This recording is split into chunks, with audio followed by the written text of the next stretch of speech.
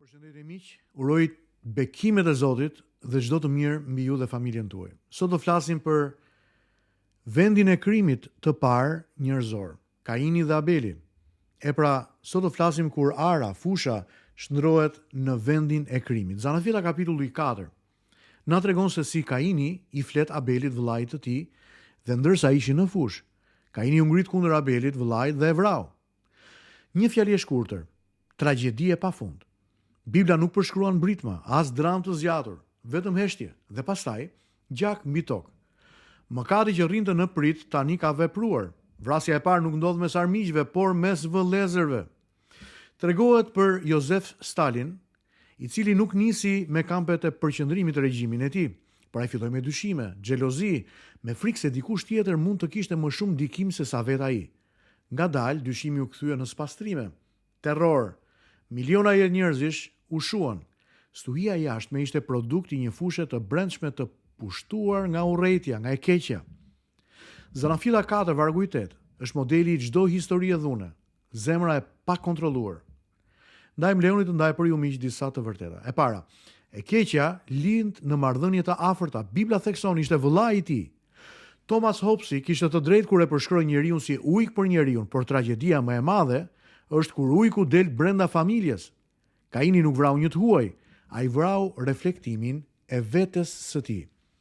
Së dyti, zemra që nuk e sundon mëkatin dhe nuk e mirëpret zërin e Zotit. Zoti e kishte paralajmëruar, po Kaini zgjodhi heshtjen ndaj Zotit, refuzimin ndaj zërit të tij dhe dhunën ndaj vëllait. Nietzsche paralajmëronte: kush lufton me përbindësha duhet të kujdeset të mos bëhet vetë përbindësh.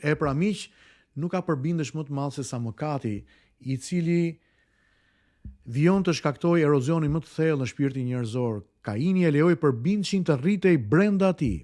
Së treti, fusha si një simbol, ndërsa ata ishin në fushë. Fusha është hapësira e zakonshme e jetës. Krimet më të mëdha ndodhin në kontekste të zakonshme, miq. E keqja nuk ka gjithmonë uniform. Ajo shpesh vishet me normalitet.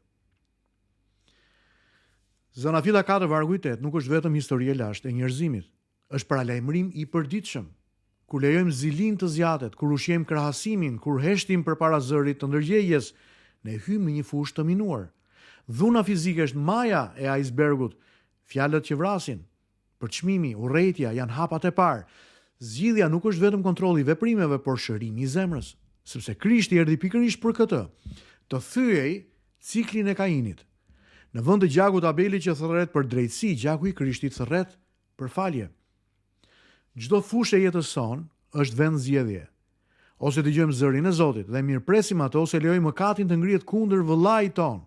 Historia nis me zemërim dhe përfundon me gjak. Vetëm një zemër e transformuar mund ta ndalë këtë cikël ogurzi. Ndaj miq, me këto të vërteta në zemër dhe mendje, le t'i lutemi Zotit së bashku. I dashur Zot, ruaj zemrat tona nga zilia dhe urrëtia. Na jep forcë të dëgjojmë zërin tënd dhe ta mirëpresim përpara se të hyjmë në fushë betejën e jetës. Shëroj marrëdhëniet tona. Na shndro në njerëz të paqes, jo njerëz të zemërimit dhe urrëties. E le të mbretëroj në ne dashuria që vjen dhe buron prej teje. Bekoj burrat dhe gratë që janë duke ndjekur sot, ata dhe familjet e tyre, mbroj dhe ruaj nga çdo rrëzim i mundshëm. Në emrin e Jezusit. Amen dhe amen.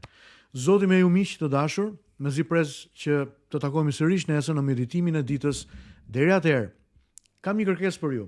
Nëse keni të mundur, ndajini meditimin e kësaj dite me miqtë tuaj, ata që doni, ata që keni pranë, që të gjithë ne të mund të kontribuojmë disi, të ndërtojmë së bashku një komunitet që ndërtohet dhe jeton në dritë, në dritën e bekimeve dhe të fjalës së Zotit. Zoti ju bekoft.